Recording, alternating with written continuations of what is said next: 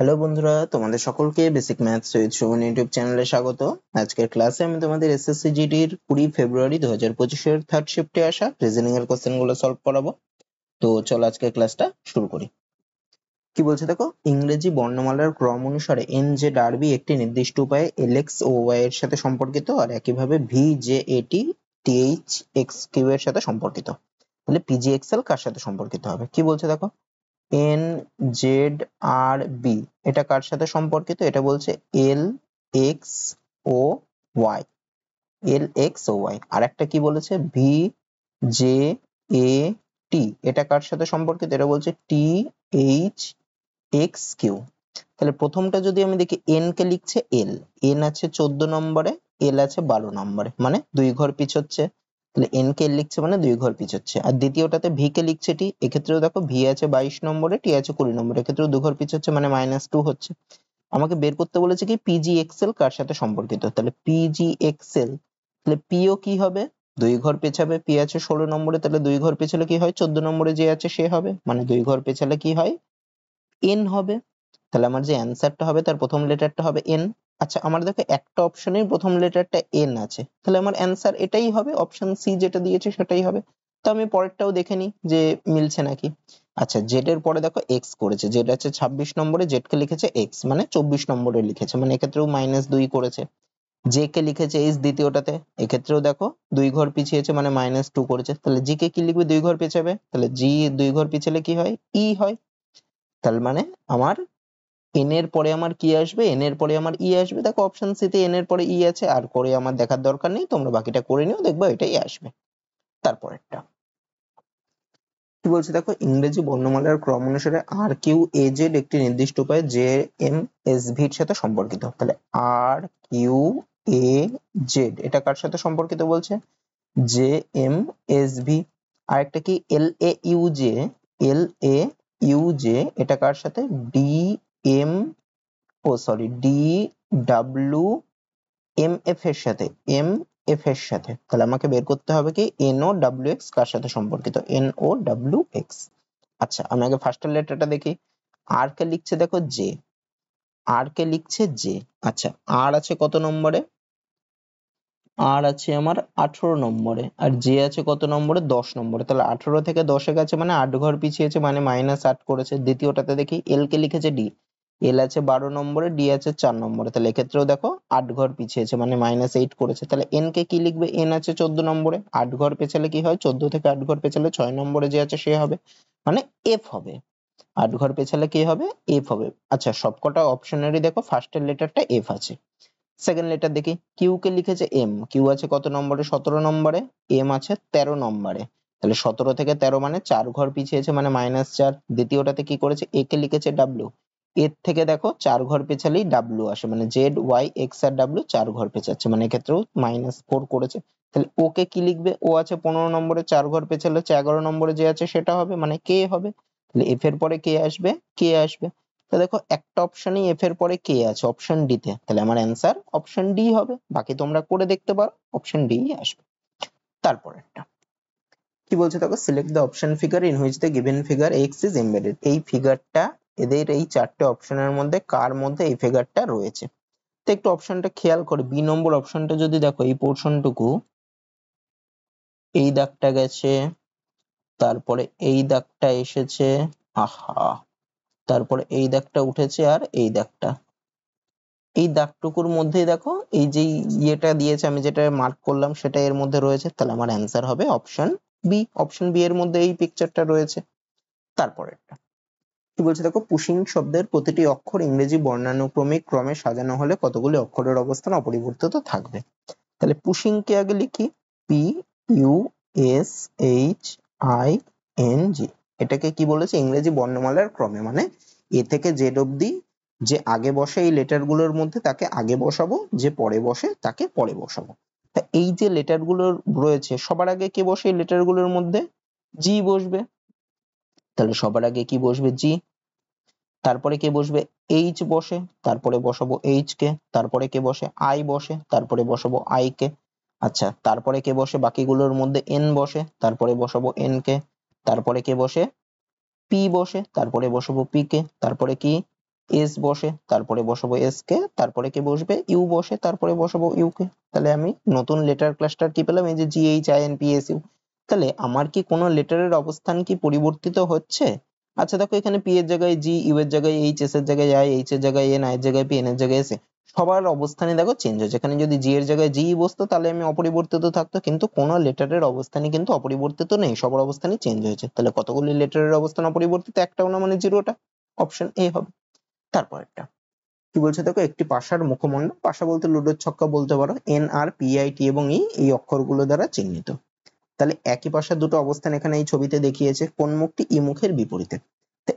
একটা পাশার বা একটা লুডোর ছক্কার দুটো অবস্থান দেখেছে, এই দুটো অবস্থানের মধ্যে দেখো এন লেটারটা দুটো অবস্থানের মধ্যেই কমন। তা যখন একটা লেটার দুটো অবস্থানের মধ্যেই কমন থাকবে তখন আমি কি করব, যে লেটারটা কমন সেই লেটার থেকে আমি হয় ঘড়ির কাঁটার দিকে অথবা ঘড়ির কাঁটার বিপরীত দিকে, যদি ঘড়ির কাঁটার দিকে ঘুরি দুটি অবস্থানেই ঘড়ির কাঁটার দিকেই ঘুরবো। তো দুটো অবস্থানে আমি ঘড়ির কাঁটার দিকে ঘুরলাম, তাহলে প্রথম অবস্থানে যদি ঘড়ির কাঁটার দিকে ঘুরি, প্রথমটা এটাকে ধরলাম, এটা দ্বিতীয় অবস্থান ধরলাম, তাহলে সবার ফার্স্টে আছে এন, তারপরে আছে আই, তারপরে পাবো আর কে। আর দ্বিতীয় অবস্থানটায় ঘড়ির কাঁটার দিকে এন এর নিচেই এন কে লিখবো, তারপরে কাকে পাবো, পি কে পাবো, তারপরে কাকে পাবো, টি কে পাবো। আচ্ছা, তার মানে কি, তার মানে আই এর উল্টো দিকে পি, পি এর উল্টো দিকে আই বসছে, আর এর উল্টো দিকে টি, টি এর উল্টো দিকে আর বসবে। তাহলে এইগুলো আমরা পাবো। আর এন এর উল্টো দিকে তো আর এন বসতে পারে না, তাহলে এন এর উল্টো দিকে কে বসবে? এই এই পাঁচটা লেটার ছাড়া যে অক্ষরটা বাকি আছে, পাঁচটা অক্ষর ছাড়া কে বাকি আছে, দেখো ই বাকি আছে, তাহলে এন এর উল্টো দিকে কে বসবে? ই বসবে। ই এর উল্টো দিকে এন বসবে, তাহলে ই এর বিপরীতে কে বসবে? ই এর বিপরীতে এন বসবে। অপশন এ হবে। তারপরেরটা কি বলছে দেখো, ইংরেজি বর্ণমালার ক্রম অনুসারে এখানে চারটি অক্ষর ক্লাস্টারের মধ্যে তিনটি একই রকম, একটি আলাদা, তা কোনটি আলাদা? আচ্ছা, কি কি দিয়েছে দেখো, L N O, V W, T V W. আচ্ছা, প্রথম অপশনের লাস্টের দুটো লেটারকে ফলো করো, এন ও পরপর দুটো লেটার, এন এর পরের লেটারই ও, ভি ডাব্লিউ ভি এর পরের লেটারই ডাব্লিউ। তার মানে দেখো প্রথম দুটো অপশনের দেখো সেকেন্ড লেটারের পরের লেটারটাই হচ্ছে থার্ড লেটারটা, এটারও তাই, সেকেন্ড অপশনেরও তাই, সেকেন্ড লেটারের পরের লেটারটাই হচ্ছে থার্ড লেটারটা, এখানেও তাই, সি এর পরের লেটার ডি। আর এল আর এন এর মাঝখানে একটা করে গ্যাপ আছে, মানে দুই ঘর এগোচ্ছে, তারপরে এক ঘর, তারপর টি পিকিউ আর এস টি ইউ ভি, মানে দুই ঘর গ্যাপ, তারপরে এক ঘর, এক্ষেত্রেও তাই, দুই ঘর গ্যাপ, তারপরে এক ঘর। যে কে এল এখানে দু ঘর, তাহলে এল এর পরে এম হওয়ার কথা ছিল কিন্তু এম বসেনি, এন বসেছে, মানে দুই ঘর, প্রত্যেকটাতে দুই ঘরের গ্যাপ, তারপরে এক পরেরটা। কিন্তু এই ডি নম্বর অপশনে দেখো দুটোতেই দুই দুই করে গ্যাপ আছে, তার মানে আমার অ্যান্সার কোনটা আলাদা? এই অপশন ডি যেটা, সেটা আলাদা। তারপরেরটা কি বলছে দেখো, এখানে যদি গুণ এবং প্লাসকে পরস্পর পরিবর্তন করা হয় এবং মাইনাস এবং ভাগকে পরস্পর পরিবর্তন করা হয় তাহলে জিজ্ঞাসা চিহ্নের জায়গায় কি বসবে? তাহলে 44 লিখি, ভাগের সাথে কাকে? মাইনাস কে, তাহলে 44 মাইনাস 9, গুণের সাথে যোগ কে, তাহলে যোগ 32, তারপরে বিয়োগের জায়গায় ভাগ বসাবো ভাগ 8, তারপরে যোগের জায়গায় গুণ বসাবো গুণ 4। তাহলে 44 বিয়োগ 9, আগে যদি আমি ভাগের কাজটা করি, আহা, 44 বিয়োগ 9 যদি আমি 32 ভাগ 8 করি তাহলে কত হয়? যোগ 32 ভাগ 8 করলে হয় 4 গুণ 4, তাহলে 44 থেকে 9 বাদ দিলে হয় 35, যোগ 4 গুণ 4 করলে হয় 16, 35 আর 16 যোগ করলে হয় 51, 51 হচ্ছে অপশন ডি তে, মানে অপশন ডি হবে।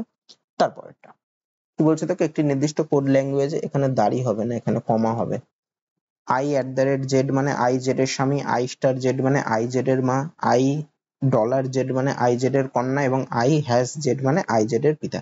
মানে প্রথম জন দ্বিতীয় জনের, এটা i বলতে প্রথম জন, জেড বলতে দ্বিতীয় জনকে বোঝাচ্ছে। আচ্ছা, এবার কি দিয়েছে দেখো, L star A @q star M, L star A, I star Z মানে কি দিয়েছিল, মানে আই জেড এর মা, মানে প্রথম জন দ্বিতীয় জনের মা। তাহলে এল স্টার এ মানে কি হবে, এল এ এর মা, মানে প্রথম জন দ্বিতীয় জনের মা, মানে এল হচ্ছে এ এর মা, তাহলে এল হচ্ছে এ এর মা, তাহলে এল এর ছেলে বা মেয়ে হবে এ। তাহলে এল যেহেতু এ এর মা, তার মানে এল একজন মহিলা, মানে এল একজন মেয়ে। তারপরে কি দিয়েছে, a@q, তা i@z মানে কি ছিল, আই জেড এর স্বামী, মানে প্রথম জন দ্বিতীয় জনের স্বামী।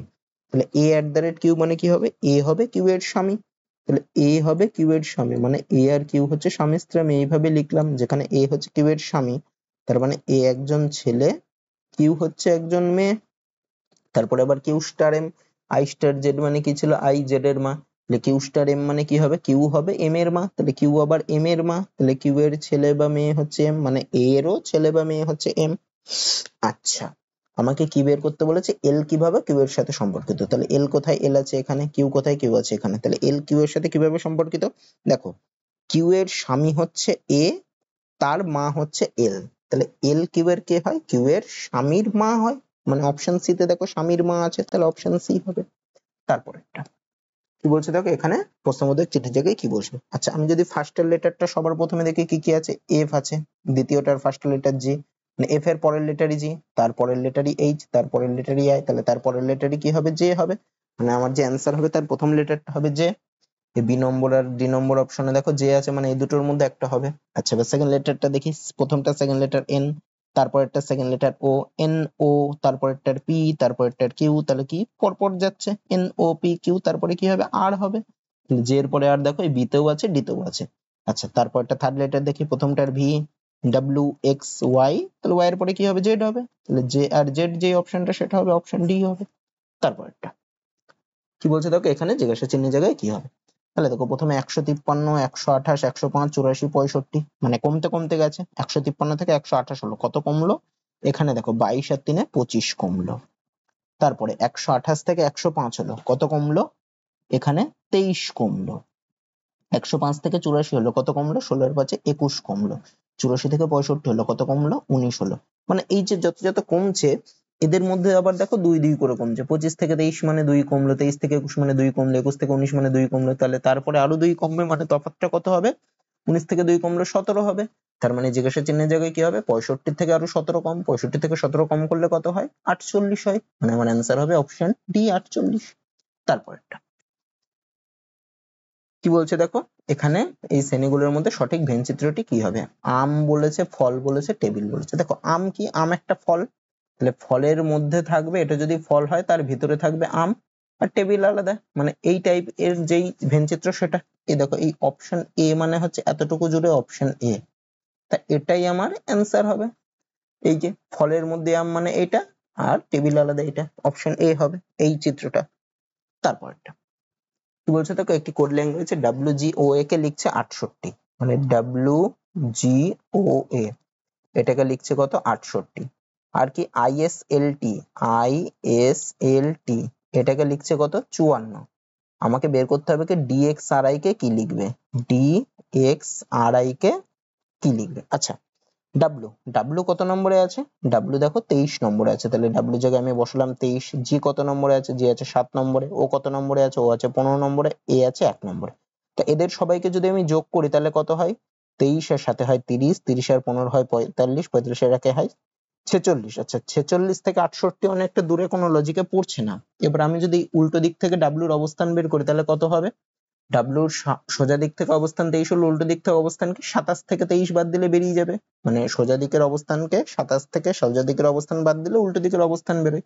তাহলে ডাব্লুর উল্টো দিকের অবস্থান হবে 27 - 23 মানে 4, জি এর অবস্থান হবে 27 - 7 মানে 20, ও এর অবস্থান হবে 27 - 15 মানে 12, এর উল্টো দিকের অবস্থান হবে 27 - 1 মানে 26। তাহলে এদের সমষ্টিটা কত হচ্ছে, 4 আর 20 24, 24 আর 12 36, 36 আর 26 হচ্ছে 62। তো 62টা দেখো 68-র কাছাকাছি আছে, 62-র সাথে যদি আমি 6 যোগ করি তবেই আমার 68 হয়।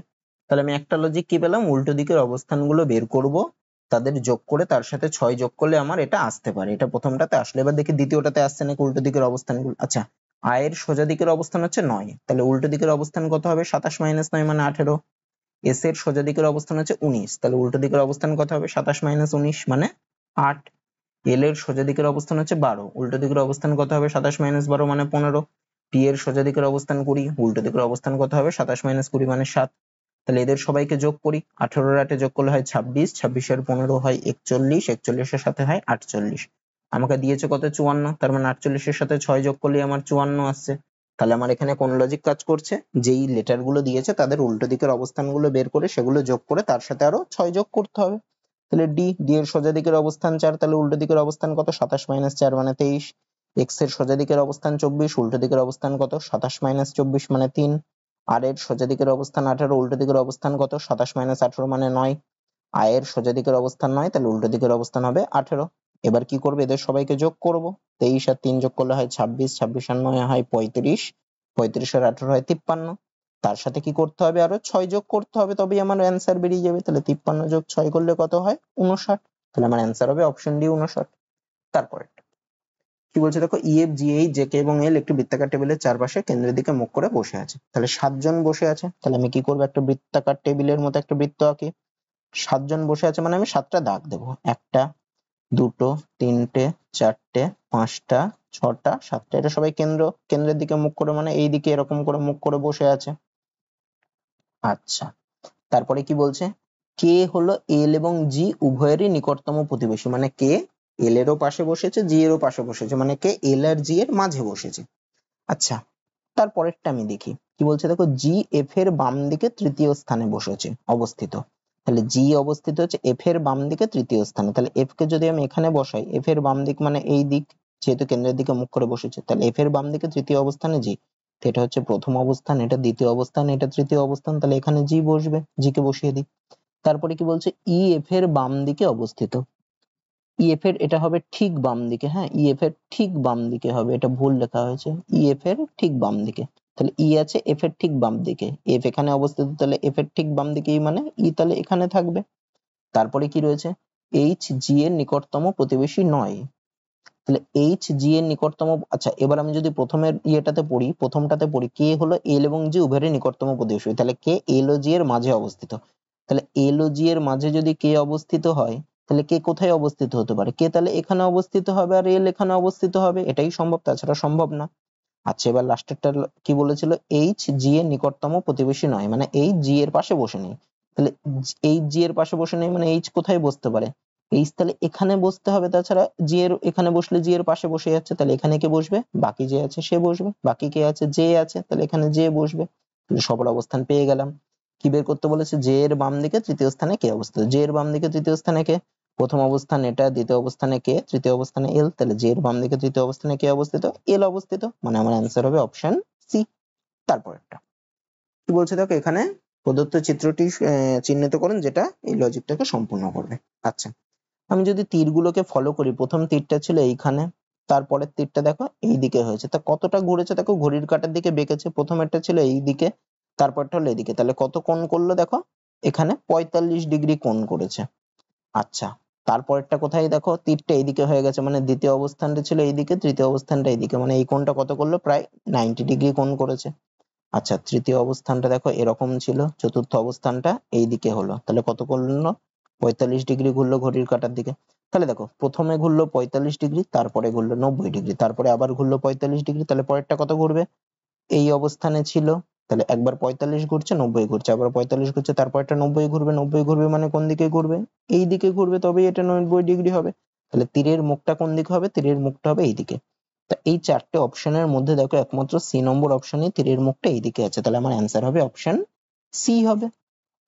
তারপর কি বলছে দেখো, 6জন লোক উত্তর দিকে মুখ করে একটি সরল সারিতে না, একটি সরল রেখায় অথবা শুধু সারিতে বসে আছে, কিন্তু একই ক্রমে নয়, একই ক্রমে নয় বলতে এই যেই ক্রমে নাম দিয়েছে, মানে কে এর পরে এল বসে, এল এর পরে এম, এইভাবে না, আগে পিছে করে আছে। আচ্ছা, তা উত্তর দিকে মুখ করে মানে কোন দিকে মুখ করে বসা, চারটে দিক কি কি, চারটে দিক হচ্ছে, এটা হচ্ছে ইস্ট বা পূর্ব দিক, এই দিকটা হচ্ছে ওয়েস্ট বা পশ্চিম দিক, এই দিকটা হচ্ছে নর্থ বা উত্তর দিক, আর এই দিকটা হচ্ছে সাউথ। তাহলে উত্তর দিকে মুখ করে বসা মানে এই দিকে মুখ করে বসা, তাহলে এদিকে মুখ করে বসলে ডান দিকে কোনটা হবে, এই পাশটা হবে ডান দিক, আর বাম দিক কোনটা হবে, এই পাশটা হবে বাম দিক। তাহলে টোটাল কতজন বসে আছে, 6জন, তাহলে 6টা দাগ আমি কেটে দিই, 1টা 2টো 3টে 4টে 5টা 6টা। আচ্ছা, কি বলেছে, এম এর বাম দিকে কেউ বসে না, এম এর বাম দিকে কেউ বসে না মানে কি, এম সবার বাম দিকে বসে, তার মানে এম এই দিকে বসেছে। তারপরে কি বলছে, এম এবং কে এর মধ্যে মাত্র 3জন বসে, এম আর কে এর মধ্যে 3জন মানে 3জন বসেছে, মানে 1জন 2জন 3জন, তাহলে 3জন বসে গেল, তারপরে কি বসছে, কে, তার মানে কে এখানে বসছে। তারপরে কি বলছে, ও এর ডান দিকে মাত্র 3জন বসে, তাহলে ও এর ডান দিকে 3জন মানে 3জনকে যদি আমি গ্যাপ রাখি, 1জন 2জন 3জন, তাহলে ও কোথায় বসবে, ও তাহলে এখানে বসবে, তবেই দেখো ওর ডান দিকে 3জন বসবে। তারপরে কি বলছে, জেড ও এর ঠিক বাম দিকে বসে, জেড বসেছে ও এর ঠিক বাম দিকে, তাহলে ও এর ঠিক বাম দিকে জেড বসে মানে জেড এখানে বসবে। তারপরে কি বলছে, এন ও এর একেবারে প্রতিবেশী নয়, এন ও এর প্রতিবেশী একেবারে প্রতিবেশী নয় মানে এন ও এর পাশে বসে নেই, তাহলে এন কোথায় বসবে, এন তাহলে এখানে বসবে। আর এখানে বাকি রয়েছে, তাহলে কে বাকি রয়েছে, এল বাকি রয়েছে, তার মানে এই অবস্থানে এল বসবে। কি বলেছে, লাইনের একেবারে ডান দিকে কে বসে, তাহলে লাইনের একেবারে ডান দিকে কে বসেছে, এন বসেছে, একেবারে ডান দিকে এন বসবে, অপশন সি হবে। তারপরটা কি বলছে দেখো, এখানে জিজ্ঞাসা চিহ্নের জায়গায় কি থাকা উচিত, তো প্রথমে 110, তারপরে 221, 443, 887, 1775। 110 থেকে 221 কি করে আসতে পারে দেখো, 110 কে যদি 2 দিয়ে গুণ করি হয় 220, তারপরে যোগ 1 করলে হয় 221, তারপরে আবার কি 221 এর পরে এসছে 443, মানে কি করে আসলো, 221 কে 2 দিয়ে গুণ করলে হয় 442 যোগ 1, তারপরে 443 এর পরে 887, মানে 443 গুণ 2 যোগ 1 করলে আসে, এটা কি করে আসছে 1775, 887 গুণ 2 যোগ 1, তাহলে তারপরেরটা কি হবে 1775 গুণ 2 যোগ 1, তাহলে এটা গুণ 2 করলে কত, 5 দুগুণে 10 এর 0, হাতে 1, 7 দুগুণে 14 একে 15, 5 হাতে 1, 7 দুগুণে 14 একে 15, 5 হাতে 1, 2 কে 2 রেখে 3 যোগ 1, মানে 3551 হবে, মানে অপশন সি হবে। তারপর কি বলছে দেখো, একটা পেপারকে ফোল্ড করে, a paper is folded and punched and shown below, how will it appear when unfolded। একটা পেপারকে ফোল্ড করা হয়েছে এইভাবে, এটাকে আনফোল্ড করলে কিরকম দেখাবে। তা ফোল্ড করে আনফোল্ড করেছে দেখো, ফোল্ডটা করেছে দেখো, সবার প্রথমে উপর থেকে নিচে ফোল্ড করেছিল, তারপরে ডান দিক থেকে বাঁ দিকে ফোল্ড করেছে। তা আমি যখন ফোল্ডটা খুলবো, আমি সবার প্রথমে কি করবো, আগে ডান দিক থেকে, আগে বাম দিক থেকে ডান দিকে ফোল্ডটা খুলবো। তো বাম দিক থেকে যখন ডান দিকে ফোল্ডটা খুলবো, এই বাঁদিকে যেরকম পেয়েছি আমি ডান দিকেও ঠিক সেরকমই একটা পাবো, মানে এদিক থেকে এদিকে এরকম আসবে, তারপরে এরকম এসে এদিকে, আর এরকম করে এরকম ডান পাশে একটা পাবো। আর সেম আবার যখন উপর থেকে নিচে খুলেছিল প্রথমেরটা, তাহলে আমি যখন খোলার সময় নিচ থেকে উপরে খুলবো, তার মানে আমার উপরেও এই যে নিচে যে দুটো জিনিস পেয়েছি, উপরেও ঠিকের উল্টো আরেকটা দুটো পাবো। তা আমি আগে দেখে দেখো, এ নম্বর অপশনে আমি ডান পাশে এইটা পাইনি, নিচের ডান পাশে, তাহলে এটা হবে না। বি নম্বর অপশনে দেখো দুটোই একই দিকে রয়েছে, তাহলে বি নম্বর অপশন হবে না।